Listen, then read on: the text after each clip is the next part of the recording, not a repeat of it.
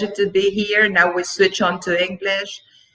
It's a pleasure to be sharing such a great and federal event. There are people from all over the country, even from neighboring countries. So it's great to see you all here. Now, with me, we will focus on the more practical things in connection with the teaching of English, okay? So we are talking about specific learning difficulties and a question, which I guess now you already have the answer to. The question is working with specific learning difficulties a daunting or an exciting challenge? What do you think?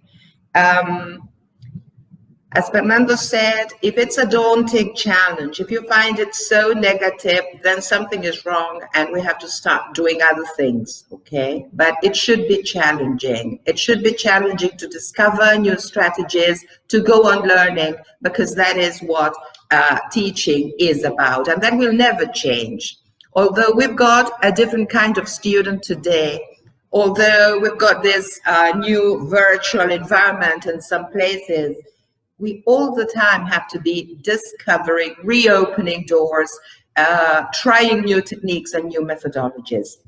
So I take over what Fer was saying before, bearing in mind how important it is to reach every single student in our classroom, with or without difficulties, reaching everybody, being able to teach in the sense of transmitting and helping and guiding, then that has to do with pitching activities, pitching my speech, pitching everything at the right level, bearing in mind that at the right level means enough challenge, but not so much, not too much. Reinforcing all the time, and also reinforcement in connection with celebration. Teachers of English, and this has to do with our training, especially in Argentina, we focus too much on mistakes, on grammar, and very often, if we had the chance, or if we took the time to record our lessons and our speech and our body language, we would see how much we focus on the negative aspects rather than on the positive ones. And when we think about special educational needs or specific learning difficulties, the focus ought to be on every single very, very small step that a child can give. So celebrating success, congratulating, but as Fer also said, body language, energy. That is, I can say, okay, good.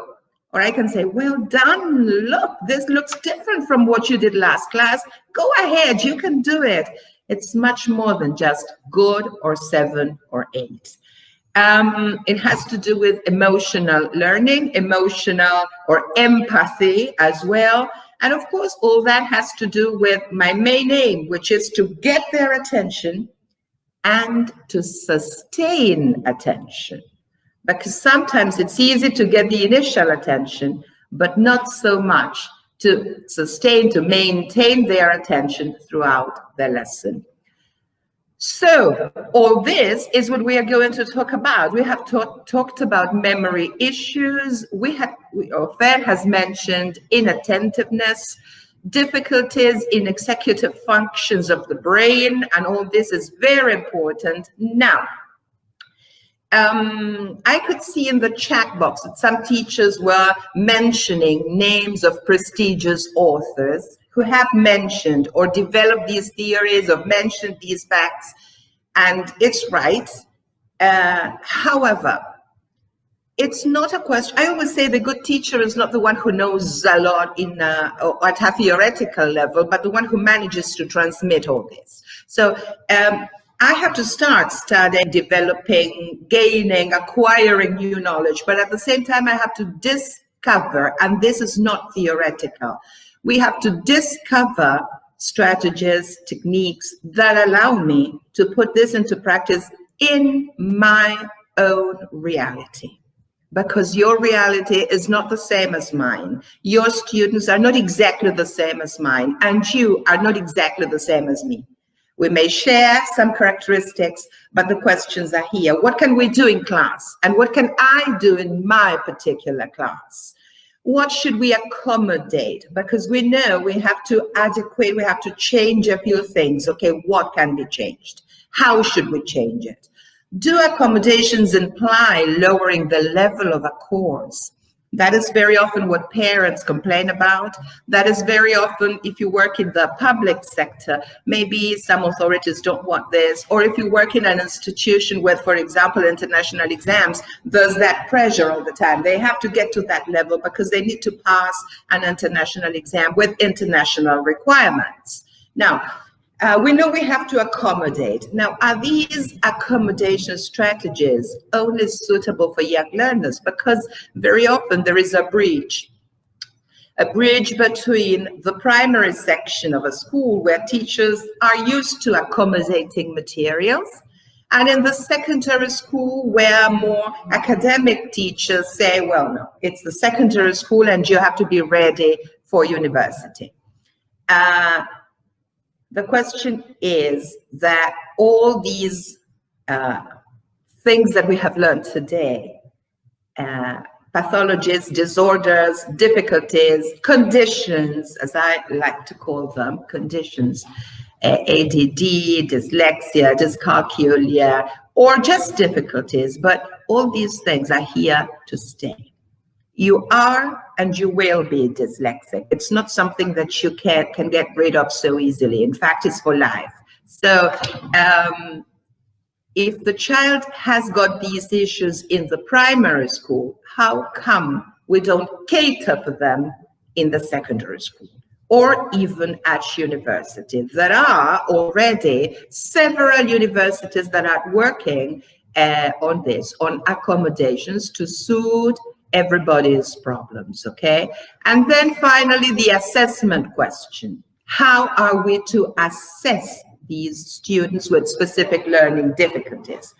And as for, I'm trying to read at the same time. Okay, good. All right, Diana, thank you for your comment. Good.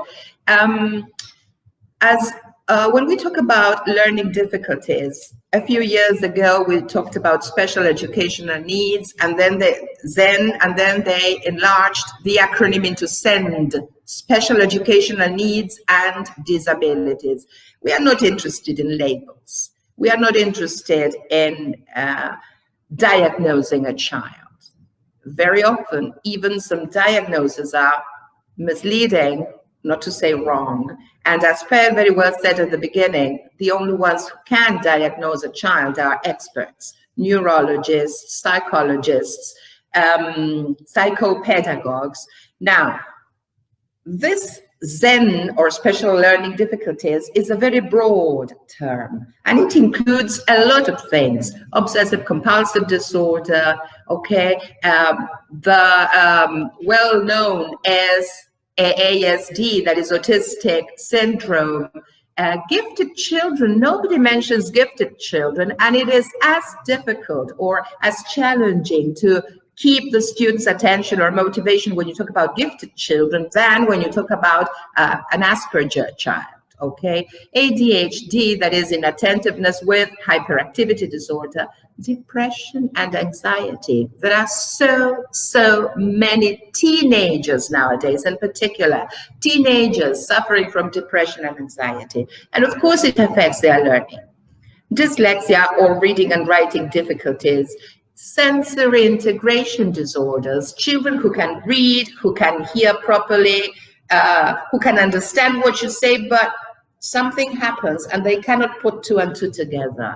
And dyscalculia also, it has to do with numbers, but very often, all these things very often coexist. So this is why it's even more difficult. It's even more difficult to help all this. So the first condition or the first requirement is, are you ready? Are you willing? And I'm sure the answer is yes, but I have to be honest and tell you that this is not, or this is going to be demanding, okay? So at Macmillan, we are all the time trying to help you. So I will base all my examples on two series, On the Pulse and Tiger. We Are Heroes for Primary. We Are Heroes and On the Pulse for secondary. We Are Heroes for primary, On the Pulse for secondary, so that we more or less cover the two different age groups, okay? We had spoken about children with certain conditions. Okay, the problem may be in the memory part, the problem may be in the attention part, the problem may be in the executive functions part, or a bit of everything. They may be dyslexic, they may be ADD with or without impulsiveness, they may be hyperactive, it doesn't matter. We know that we have a child who has got difficulty learning. Why are all these conditions a challenge for us teachers of English? And now I want to read your comments in the chat box. Why do you think this is a challenge? Why do so many teachers say, well, I don't know what to do, or what can I do, or nobody helps me, or I wasn't trained for this? What do you think? You need time to get informed. Yes, Karina, you're right. Yes, we need time, and we are not paid for our time. Okay, good. What else? Good. Too much information for the student, perhaps. Okay. We need time to get to know our students. This is very important, and we very often start teaching the moment because we don't have time, and so we start teaching far too soon. Okay, the second language, which is not a second language, it's a foreign language, makes things different. That's right. And you know what? There are not many papers based on foreign languages. When you Google dyslexia or ADD or learning difficulties, most papers, most academic papers refer to the mother tongue or second language. Very few papers about the foreign language. Okay, good. Grammar too boring. All right. Okay, very good. Now, if you think about children with difficulties of some kind, in our reality, foreign languages, 30 students in a class, 3 or 4 or 5 hours of English a week, and you get a page from a book. Most books have got grammar, vocabulary, activities. What are the problems? What do you suggest? Yes, very good answers in the chat box. Now another question. What are the problems with a page like this, like any book, and what do you suggest? Let's see. Some people are writing, there's too much information on the page, okay. Several activities, too many on the same page, good, yes, let's go on. Good. What can we do? Stay focused, go straight to the main point, okay. Capital letters in the primary, okay. We need more colors, okay. As you can see, all this depends on two things because I didn't tell you who this book was for. So one thing is when you aim at the primary sector, another thing is when you aim at a secondary sector. It's true that everybody needs colors, but also information comes in different ways. Color is one of them. When we say there's too much information on the page, information doesn't mean only activities. If there are too many pictures, that's also a problem. If there are too many colors, that's also a problem. If the colors are too bright, that's also a problem. Okay, interesting, good. Let's look at this other example. It's a reading text. Most books, all books, have got texts for reading. What is the problem here?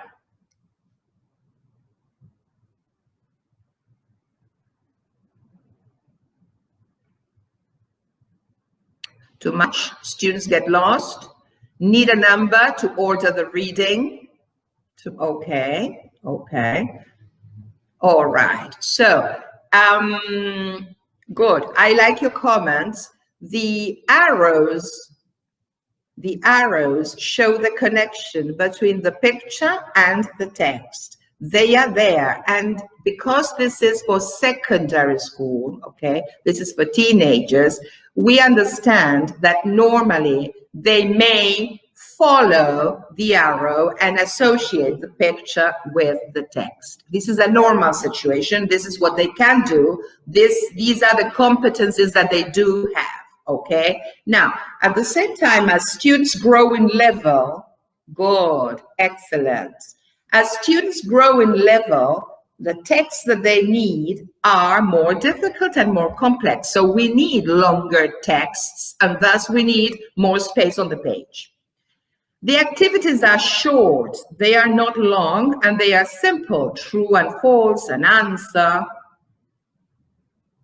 However, there are some other issues apart from the arrows, and when we speak about special needs or children with learning conditions or learning difficulties, maybe this is like too much for them.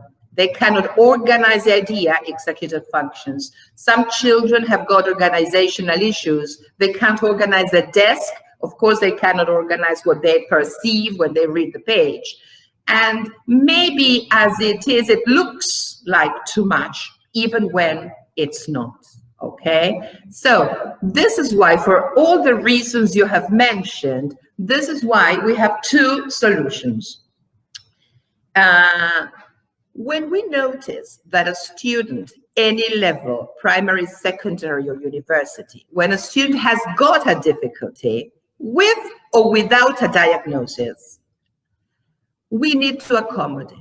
If the difficulties are far too many, and the child brings a certificate and you know that the diagnosis is rather complicated, it's a situation that requires much more than just a change in the way we present. We know that that child will not be able to achieve the same objectives.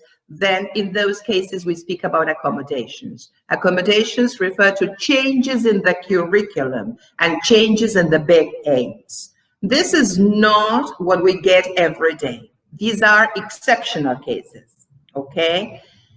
Most of the time in our classrooms, we do have, and just because we are all unique, just because we are all different, we all need a special way of learning, of teaching.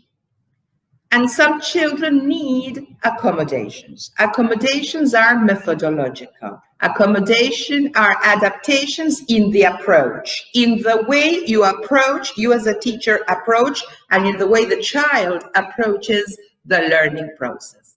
And so the accommodations that we can have are these. Presentation accommodations, that is the way we present the material. As you mentioned before in the chat box, a bigger font, more or fewer pictures, more or less material on the page, colors, more photographs, more time, or this would be presentation. Then the kind of response sometimes requires accommodation.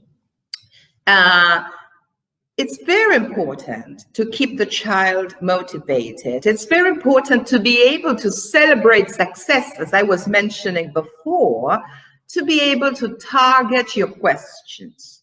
If you want to motivate a child who has got some kind of issue, well, make him an easier question. Make him a question, him or her, a question after there have been 2 or 3 models before. So that is a response accommodation. Or sometimes, if in the book there are no lines for the child to write on, you like transform that activity providing the lines. Or instead of a question and answer activity, you may have a multiple choice or choosing activity. Okay. Another accommodation has to do with the setting. The setting is the physical environment. Okay, and it has to do with the classroom, if it's noisy or not, if you need tables or desks, if the desk is comfortable enough or big enough for the child to organize his routine, if the classroom has got if the classroom is too noisy because it looks onto the playground, and sometimes that doesn't help when you have too many children who are inattentive. that would require a change, that would require a setting accommodation. And finally, timing and scheduling, which has to do with, for example, giving them more time, or when you have a test and you know that children with a certain condition, they are not supposed to write a test all together on one single day in 2 hours. The test has to be segmented and perhaps taken on to 2 or 3 days. They can do just 2 exercises per day. That would be a timing and scheduling accommodation. Or also, when you decide to anticipate, when you're going to read, to deal with reading comprehension, and there is a text in the book, or you have a test that has a reading comprehension activity, that text may be anticipated. You give it to the child in advance, and you give the child a whole weekend for him to work mentally on the text, to read it. If you have digital components in your material, as in most Macmillan's books, they can listen and read, taking all the time they need to understand the text in the book or the text in the test. And then when they come to class, they do the comprehension activities. This would be a timing and scheduling accommodation. These are the strategies we can use to cater for special needs. Now, let's remain in the primary sector, okay? Most books have got stories. And stories are very interesting, and they are necessary because we deal with the vocabulary in the unit, the grammar in the unit, this question of fiction versus or fantasy versus reality. We deal with sequencing. Everything is fantastic, but very often children with special needs cannot pay attention, cannot follow the story, don't understand, and they say, I didn't understand anything. What can we do?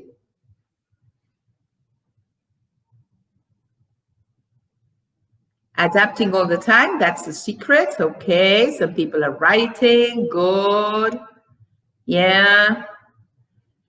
Pre-teach vocabulary, that's a very good strategy, very good. Anything else?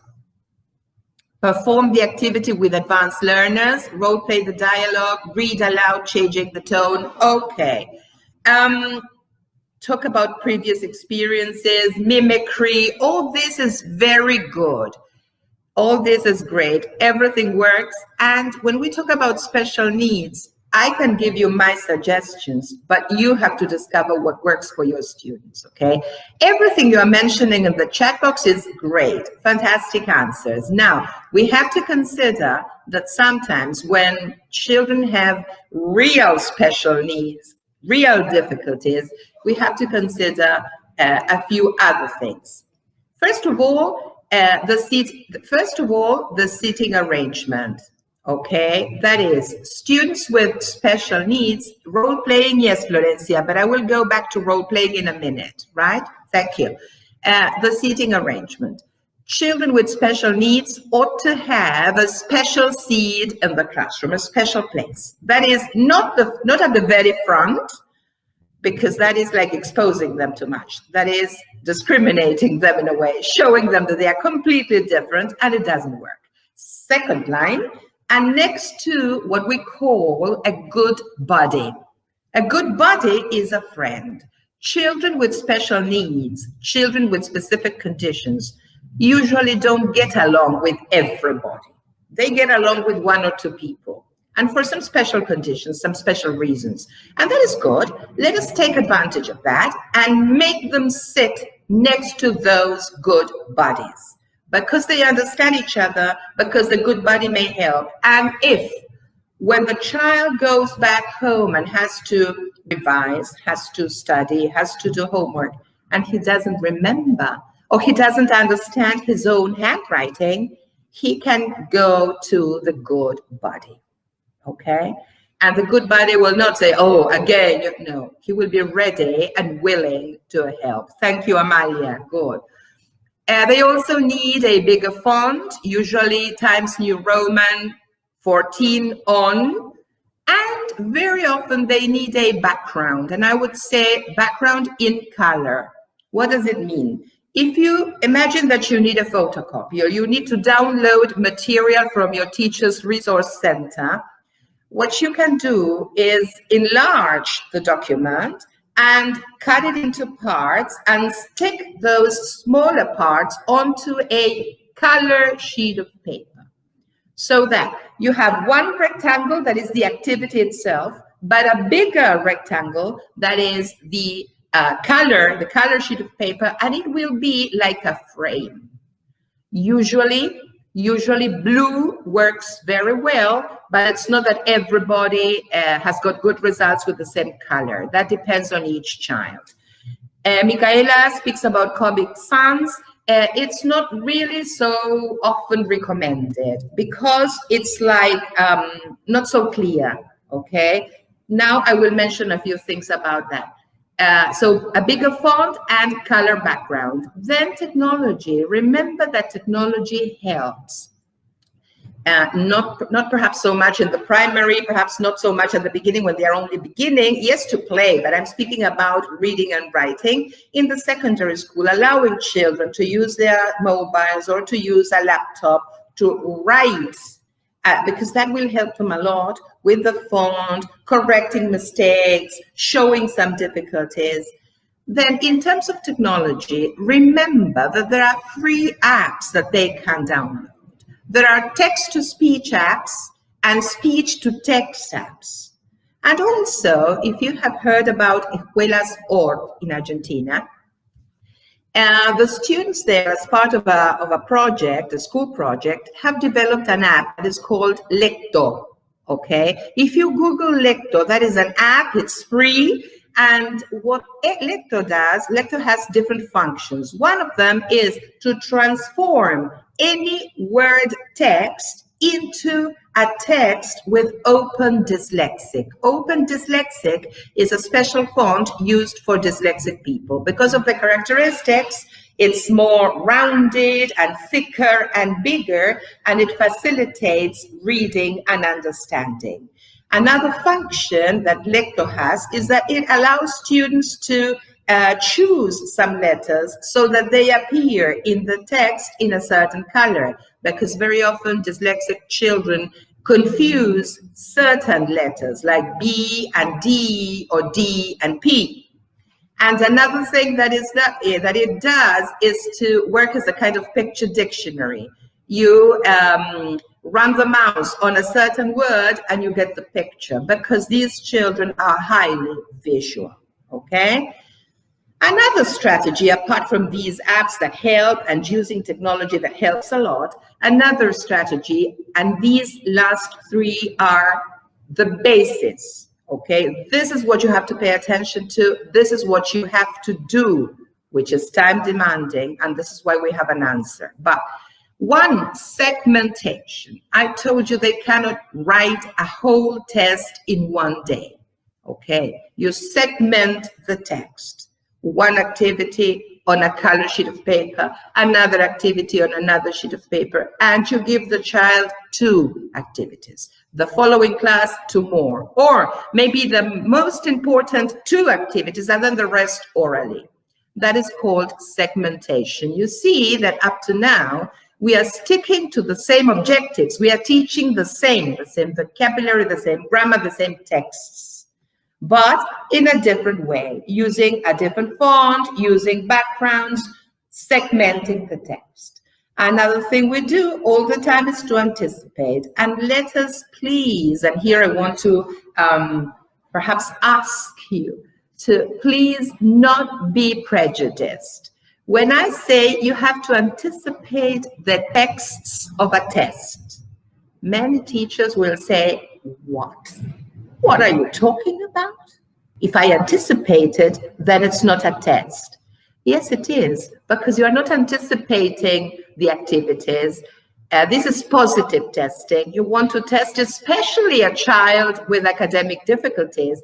You want to challenge, but at the same level, at the right level. You want to challenge, but knowing that he or she will be able to achieve something. If I give them a test, suddenly, and I say, you've got 1 hour to answer 20 questions, we know, and I know, that they just won't be able to cope with it. So that would be negative testing, aiming at frustration. And then the question is, what have they learned? What have they learned if they haven't answered anything? Nothing.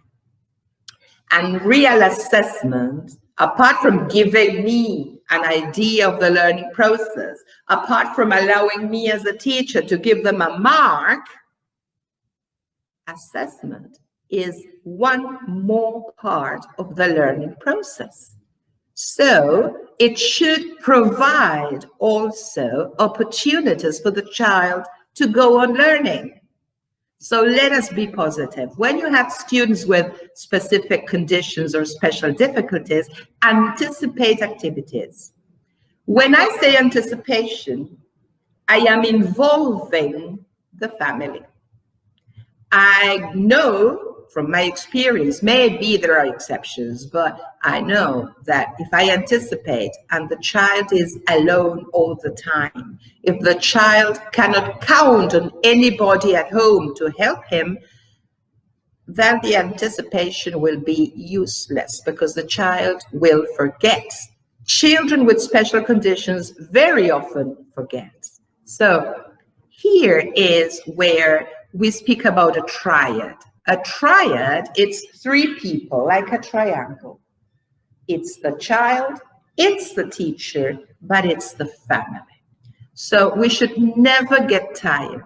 We should never stop inviting parents to come and talk. We should never stop reminding parents that the child has got this and that for homework. Let us all insist on this, trying to involve the family. Also, honestly, although this is, all these special needs, most of them are neurodevelopmental. That is, there is a biological component in connection with the brain and with executive functions, but there is also an environmental situation, undoubtedly.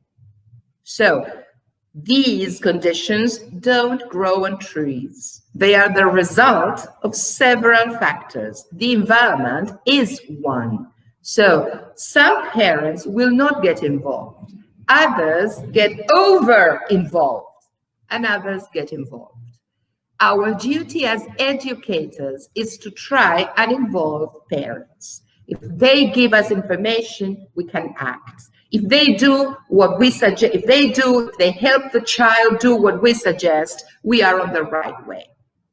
Don't think that anticipating, and when I say anticipating a text, I don't necessarily mean a mock exam. Mock exams are okay. They help with anxiety. They help because they go on teaching. But when I say anticipation, I mean tell the child on Wednesday what text I will include in the test on Monday. And I give him all the week to read, to understand, to check in the dictionary, to look for pictures so that his or her mind starts getting the picture. These children think in terms of pictures, understanding what the text is about, so that then they might answer some questions. That is what I mean with anticipation, not only mocks.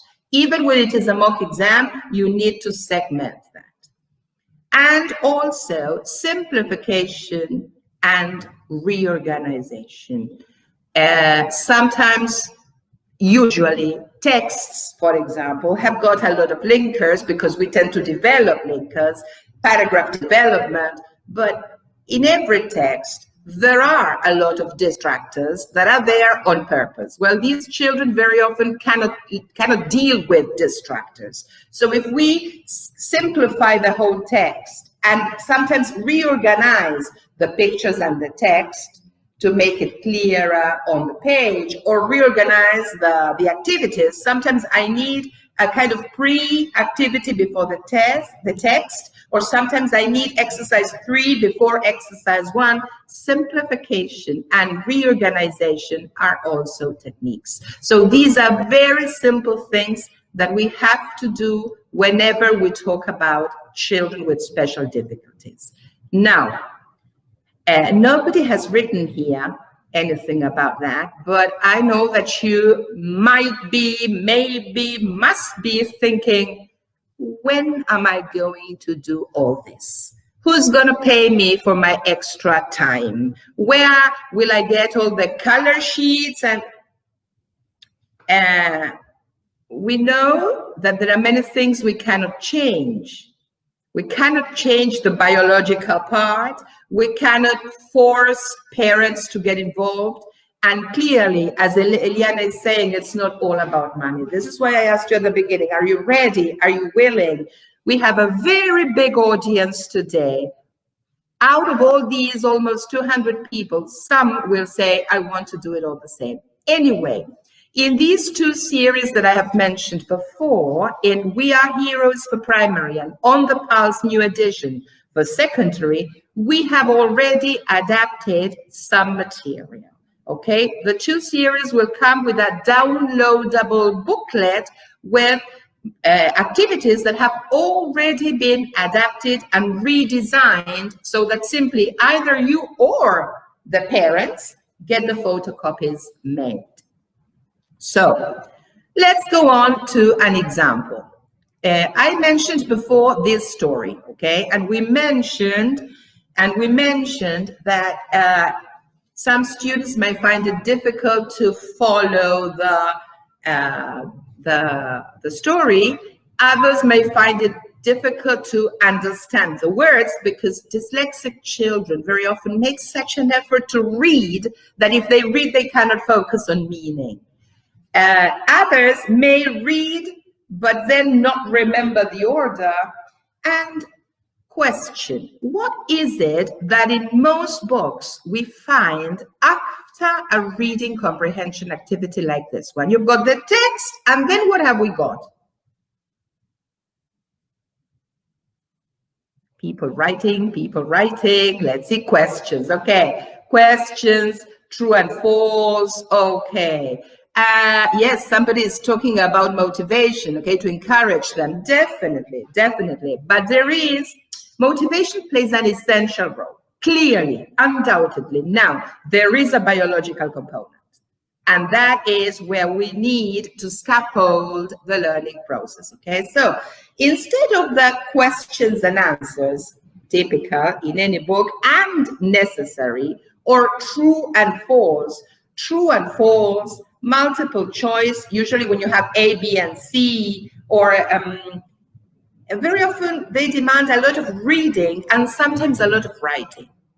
Writing is a problem because they take ages to write, and maybe the quickest, the fastest learners finish very soon, and you see one or two that are struggling to answer one or two questions.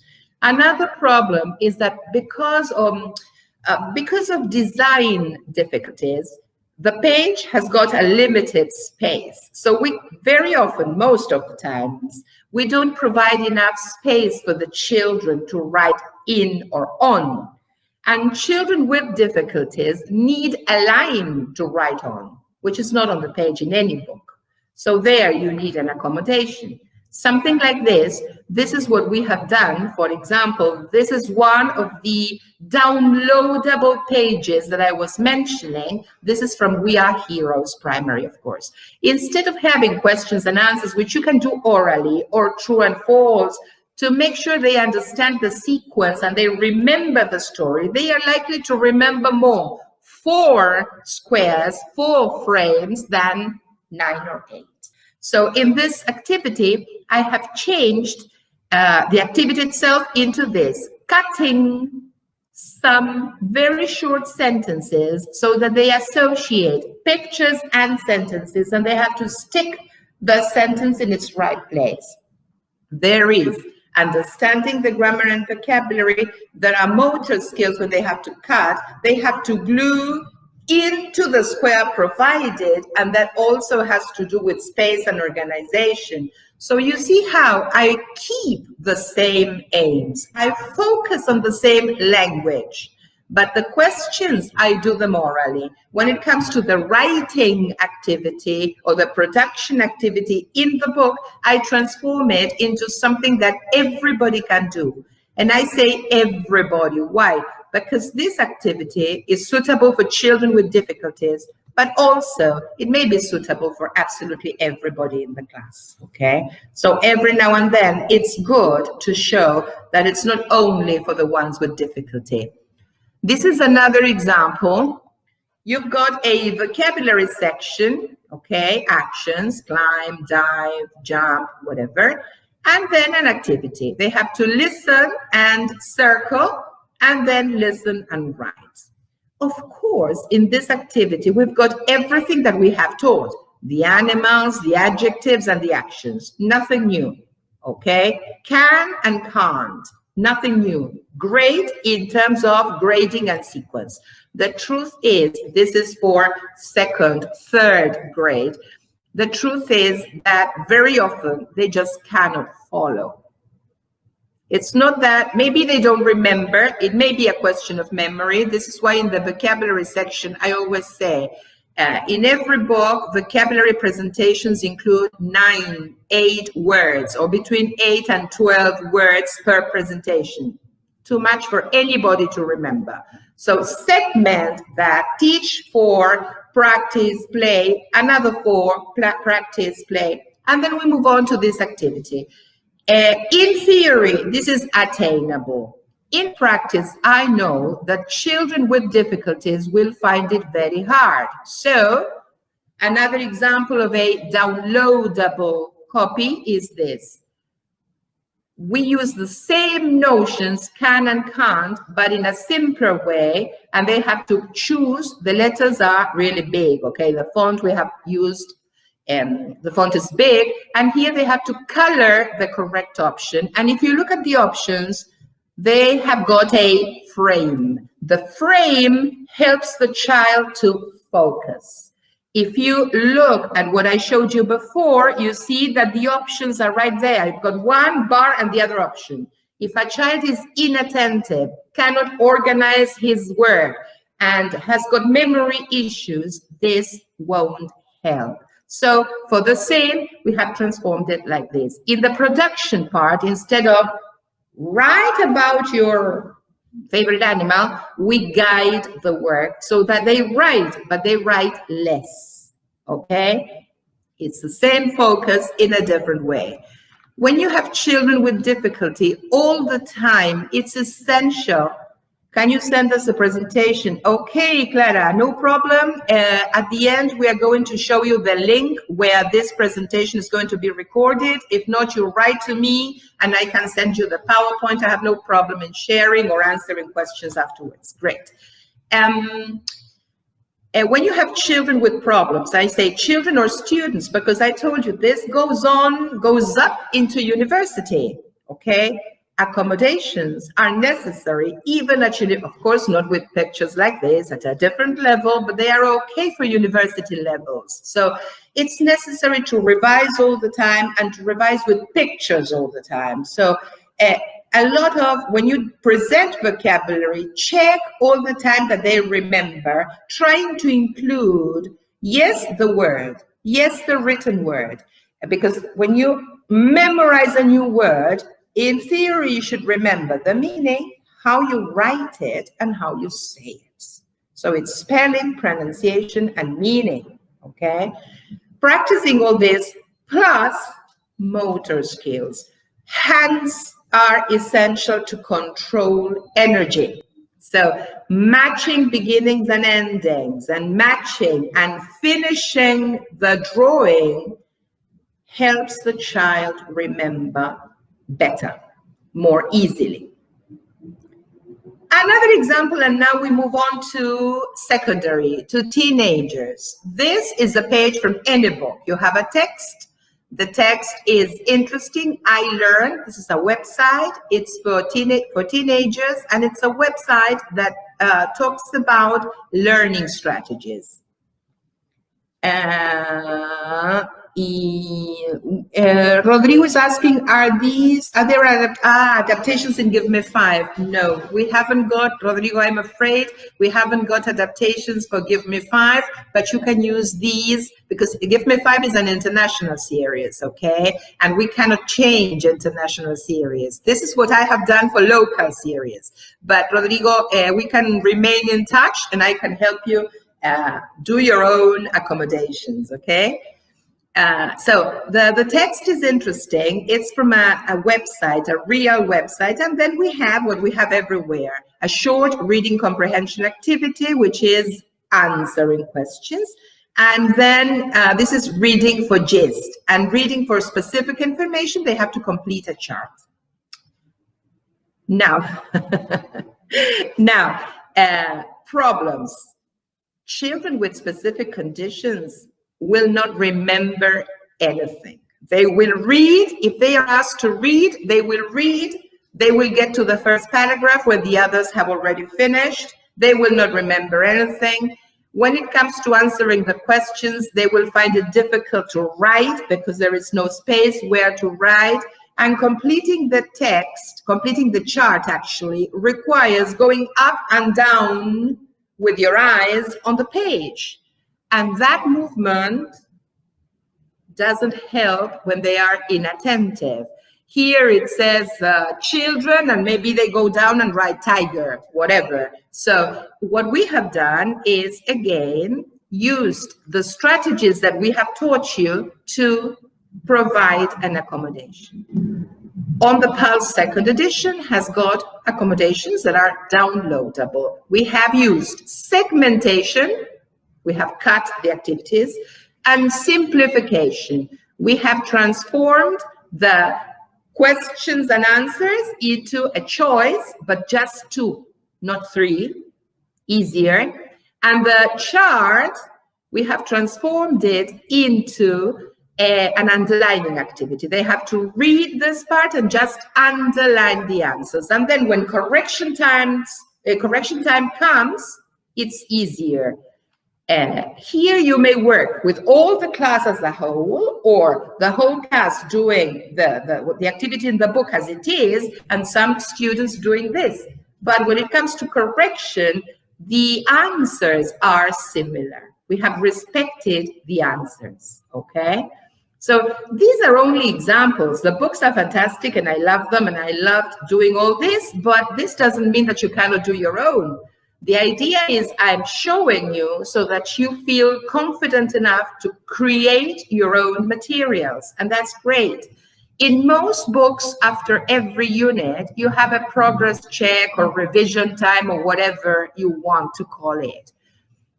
Again, a child with difficulty will not be able to do all this. 1, 2 is more than enough. Remember that when they see progress check, revision, and here it says points or something, or grade or marks, that brings about a certain amount of anxiety. And anxiety may become panic sometimes. So let us be careful. And first of all, anticipate if you can. If not, you just segment. We have again transformed this. Look how it looks, okay? Working on 2 columns. It's like, of course, it's economical if you need to photocopy something. But also it's completely negative for a child who is, for example, not organized enough. So we have transformed this into this. Forget about the yellow parts because these are things that we are going to change. But you see how from 2 columns we have moved into 1 longer, bigger, and clearer sentences. From 1 page we have moved into 2 pages, but fewer sentences in each activity. The objective's the same. It's vocabulary, it's grammar. The instructions are exactly the same, but in a much more friendly way for students and also for teachers, okay? And for everybody, not just for the child with difficulty. Okay. Everything looks easier, but what is important, because these are accommodations, not modifications, is that we stick to the same objectives. Now, When it comes to writing, now it's your time, your turn. I want you to suggest things. You've got this page on a book. It's perfect because you have a model. Okay, you have an activity that is guided. They have to write about their families. Okay, and then you've got extras. Forget about the bonus practice because that is for fast finishers. We have a model. Of course, we have taught family members. We have taught adjectives. We have taught age. Now, in the teacher's book, this is in the student's book. In the teacher's book, you've got all the warm-up activities. Of course, the teacher's book tells you to revise the material or to have some warmer activity. And then you move down to this. However, how can we get students with difficulties to write something like this? Good. Camila says sentence starters. One way is to give them the beginnings of sentences, or in two cases, two sentences with the beginnings and the next two with the endings. Okay, when you provide the beginning, you are facilitating. Give them clue words, very good. Discussing, make them, it's very important to work with colors. I know that teenagers hardly bring a pen, but let's insist on this. If they can bring highlighters, one highlighter, that will make a difference. They can highlight keywords. They can underline keywords. And from there, we go down. Provide the example for the first paragraph and the students write something similar. Right, very good. Yes, everything you are saying is fine. Good. Good. You can even, if you have time, give them the sentences with the words in the wrong order for them to unscramble and write the sentences. You can mix. You can give them two beginnings and one scrambled sentence. Right. Okay. Give them a text for them to complete just with 5 words, but in a segmented way. Very good. Very good. Now, something very important, that is another strategy. It's essential to monitor these children. Remember, different colors for the paragraphs. Excellent. Good. Now, remember that monitoring is essential because we want to celebrate. We don't want to correct. We want to celebrate success. We want to encourage them. So if we wait until the end, and we know they have difficulties, what they're going to produce is likely to be wrong. So what I do is I walk around making sure that I stand by the student that has difficulties more times than by the other students. And I point, I help, I guide through questions, through my finger, anything, different strategies. And if I see that he's doing fine, well done, you're fine, you are doing fine, go ahead. Remember, we aim at that. It's celebration rather than correction. So then monitoring is essential. Yes, we are working towards inclusion. That's the idea, including absolutely everybody. Fine. Grammar. When we were developing this series on the Pulse second edition, something that teachers really liked and teachers asked for was this grammar chart. This grammar chart clearly takes examples from a reading text that is called use, the use section, and then the grammar is analyzed or discovered by the student in a section that is called form. So you have use and form. They discover the rule. This is very clear. Visually, it's very clear. But what? You help me. When you talk about special needs, what is the problem? I can see some people writing 2 columns, okay? It may be difficult, right? Too many activities, good, yes. Too much information, fine, right. Very small font, too much info, okay. Apart from that, look at the title, revision of, be, have got, present simple, that is, there are, and can. Too many categories. If we speak about children with memory and attention issues, wow, we've got an issue. Houston, we've got a problem. So remember, segmentation one thing at a time. Yes, Maria Fernanda, it is mixed up because this is a revision. We have separated things before, and this is for an integration. And it's good because these children do need integrations and revisions, but we have to start small, as English people say. So you want to practice the verb to be, do verb to be, and show them in both the use and form section. Then have gone, use and form section. Present simple, use and form section. In the middle with examples, in the middle with games. And another thing that is very important, remember I told you the hands are very important, action is very important. So why not, after revising all this, put them in groups and tell them, you know what, this group is going to focus on be and have got. This group is going to focus on present simple. That group is going to do there is and there are, and this group is going to do can. How can you make a poster, maybe physical or digital? These students are very good at technology. So how can you make a digital or physical poster to help everybody else with and without specific conditions?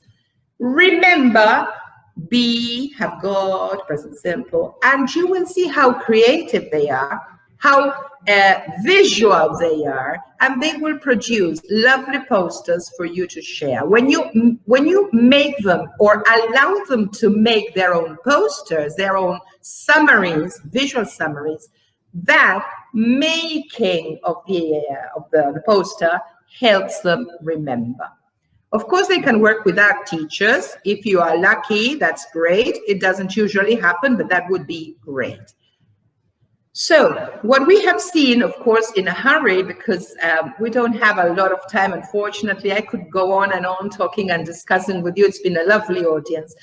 Basically, segmentation, anticipation, accommodations of different types. In general, these are all presentation accommodations.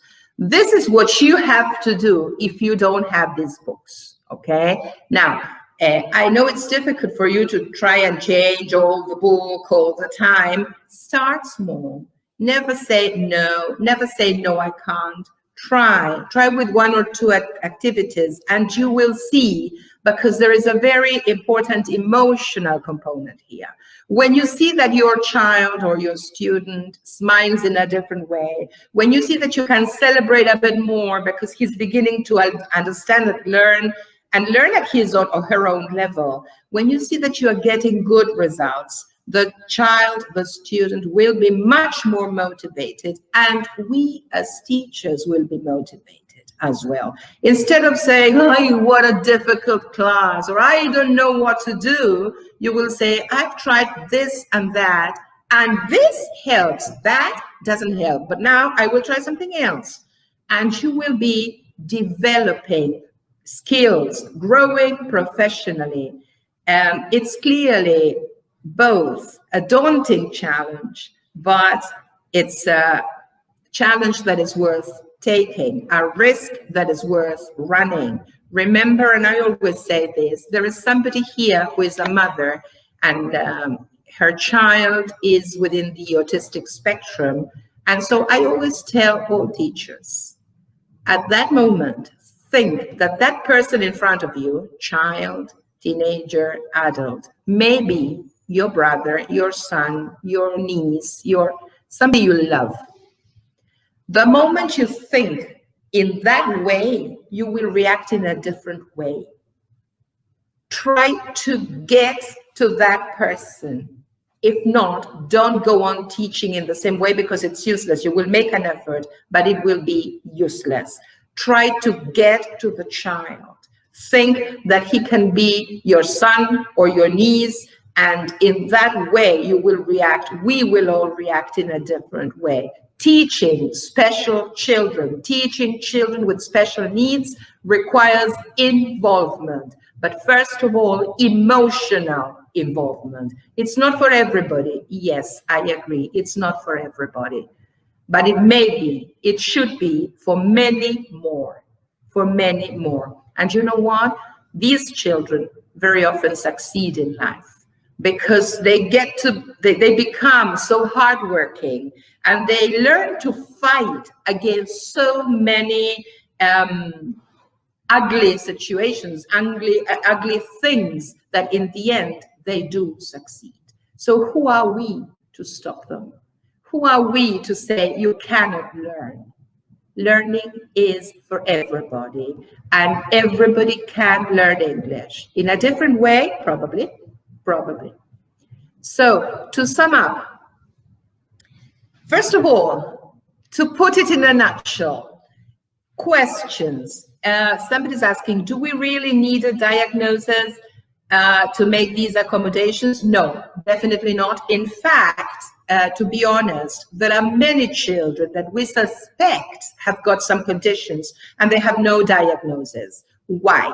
Because again, imagine you're a mother and you notice difficulties and everybody says, what do teachers say? Your child cannot do this. Your child doesn't do that. Your child, it's not easy and it's not nice. So very often they delay these actions, I mean, of going to a specialist, and sometimes the diagnosis is not so easy and it demands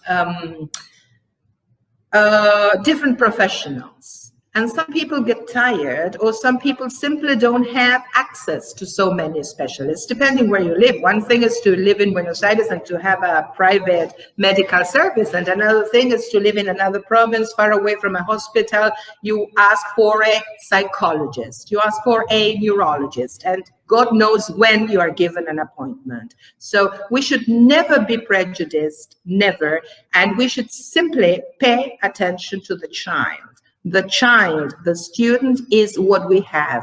The child, the student will tell us what they like, what they don't like, what they can do better, what gets from them a negative reaction, because you will see it physically when they don't like it. So, of course, you can read about all this, but I try to be more practical in terms of the teaching of English in our reality, okay? But even if they do have a diagnosis, okay, the question is, he is whatever. Imagine, it says he is dyslexic. It says here that he is an Asperger case. Does it change anything? To me, nothing.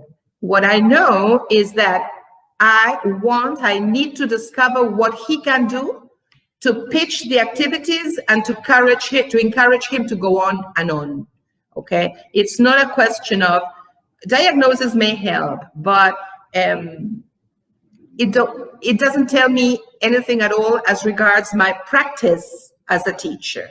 I need to discover what works, and what works for you doesn't work for everybody. This is very personal. The most difficult challenge, the family, yes.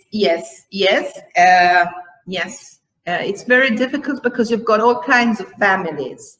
Families that help, families that feel that the way to help is to, to be all the time after the teacher, or to suggest too many things. And our role as teachers is clear. I can ask the family may suggest, but in my classroom, I decide what I can do. It's not the mother or father that have to come and tell me what to do. Okay, that is another thing. They can suggest what works and what doesn't work. The more information in that respect is great. Okay. Thank you, Karina, for your comment. What about blind students? Okay, Mercedes, we will have at the end of this, we will show you some links that will take you to booklets about special education. I already have an article. Still, we need to edit the article. It will take some time, but there is an article for blind or about blind children. This is general. It works almost for everybody. The only thing is that blind children will not be able to use the same reading techniques as children who can read and write. But there are many apps, for example, the text-to-speech apps. All these text-to-speech apps are free, and they can start working on those.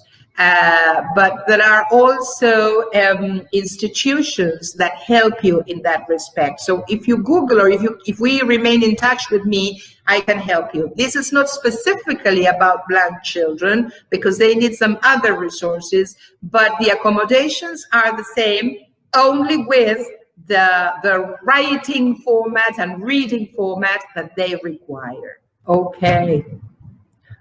Thank you, Fabiola. It's very nice.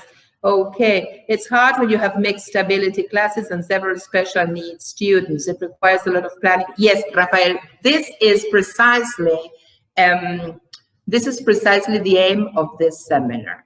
This, in fact, if you look at it coldly, it's mixed ability. When you talk about mixed ability, in the past, like more than 20 years ago, we used to talk about heterogeneity. It's the same. In theory, the homogeneous classroom has never existed. The problem is that until some years ago, everybody with difficulties was sent to a special school. The problem is that when you have a child who is not so special, if you send him to a special school, what you are doing is encouraging negative aspects. We don't want that. We want a school. We want every school to include every child. Again, if you feel that you can be a father, a brother, an uncle to a child with special conditions, you will try to do something. Now, will they do everything exactly the same? No. Will they be able to produce exactly the same? No. Will they be able to sit for a certificate? Well, I don't know. I have had students who, being dyslexic, sat for a certificate. Instead of doing it in 1 year, it took me 2.5 years, but they did. Because it's not a question of intelligence at all. It's a question of a teacher monitoring and encouraging and celebrating their small successes. And it's a question of processing the information in a different way. Okay? Everybody has talents, definitely. But we all have a different talent. Okay? To sum up then, to put it in a nutshell, these are what you can see on the screen, essential things for you to consider. Okay? Practice regularly. Practice regularly. Remember that when they go home, they don't understand what they have written because they are very untidy. They don't organize things. They don't respect the lines. So you need to practice regularly. You need to practice more orally than on the or in the written medium. You need a lot of visual aids. When I say visual aids, I mean photographs more than pictures. Use your cell phone to show them things that are personal, your personal family, your pet, show them things that are about you to be more empathic, okay? Remember, when it comes to grammar or vocabulary or activities or tests, one thing at a time. If you give them 2 or 3, they feel overwhelmed. And if they feel overwhelmed, then yes, we get anxiety and they get blocked. Multisensory approach, doing, looking, writing in the air, writing on somebody's back, playing. Remember that these children, either if they are shy or because they have trouble speaking, or maybe they are not very sociable, for any reason, they should have opportunities to participate. And that doesn't depend on them. It depends on me. So all these things that we are saying here, a multisensory approach, one thing at a time, using visual aids, these things don't depend on them. They depend on me. They depend on my volition. Do I want to do it or not? It's easier to say, he's autistic. He's dyslexic. When I say this and when I label a student, what I'm saying is, it's up to you and the family, my dear. I go on teaching in the same way, which I learned 30 years ago. That doesn't work anymore. The world doesn't work in that way anymore. We all need to change. The world is for everybody, and everybody should have enough opportunities, because everybody needs some time to have a sense of achievement. These children are criticized. These children are bullied. Their parents are told a lot of different things about their children. Most of them are negative. That's completely unfair. And who's got the right to do that? Not me, clearly. So yes, there are specific techniques. We have seen accommodation, segmentation, using visual aids, using different apps. Everybody needs to have the chance to feel confident. Everybody. That's a must. So to round up, some very famous people are dyslexic, or they do have some special conditions. And you know what? They have been successful in life, and they have made more money than you and me together. So this is what Michael Phelps, the American swimmer, says. I think that everything is possible as long as you put your mind to it and you put the work and time into it. I think your mind really controls everything. Your mind. How does your mind work when everybody says that you are useless, that you cannot do it, that you cannot read, that you don't have homework in on time, that you can't, that you don't, that you can't, that you don't. Let's change that. Whoopi Goldberg, an excellent actress, said, I have used my imagination to make the grass whatever color I want it to be. And Orlando Bloom, another one, creativity is the key for any child with dyslexia, or for anyone for that matter. Then you can think outside the box. Teach them anything is attainable. Show them that they can. Dyslexia is not due to a lack of intelligence. It's a lack of access. It's like if you are dyslexic, you have all the information you need, but find it harder to process. That's why they need more time.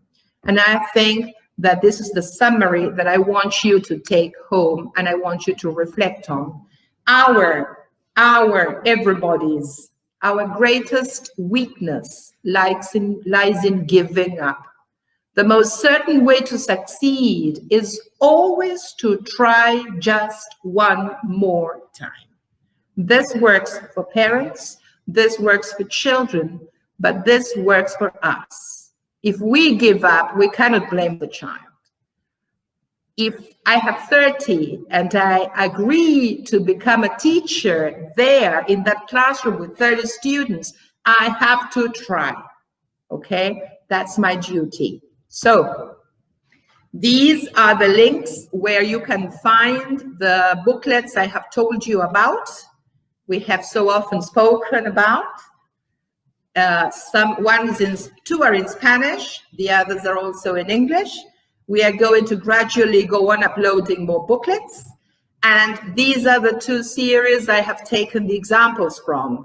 We Are Heroes, 1 to 6 for primary, and On the Pulse second edition, starter 1, 2, and 3 for secondary. I hope you have enjoyed the presentation. I hope you can take ideas home. We can always remain in touch. For me, it's a pleasure to be in touch with all teachers from all the country or from neighboring countries.